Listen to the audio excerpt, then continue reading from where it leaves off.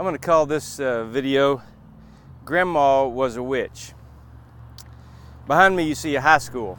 I was speaking at a high school in South Texas, and it was a Christian school.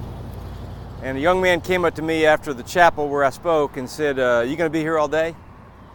I said, yeah. He said, well, can I meet you in the lunchroom during the lunch hour? And I said, yeah, I'll look for you. So I watched for him. He came in, and we kind of moved over in the corner of the lunchroom by ourselves, and he said, I want to tell you my story. He said, my grandmother was a witch. It was my dad's mother. He said, when I was born, somehow my grandmother got some of my blood, and she offered it in a ritual to a demon. He didn't know which demon, just a demon. And he said, I can see them. He said, my grandmother would sometimes babysit me when I was very young.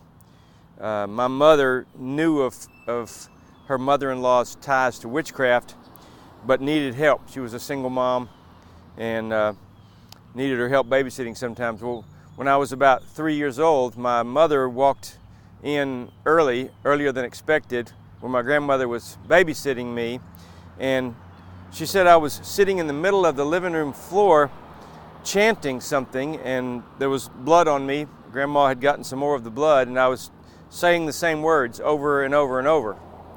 And at that point, my mother kicked my grandmother the witch out of my life. I never saw her again. And we packed up and moved away and didn't tell anybody where we moved to. I know there are a lot of fantastic stories out there.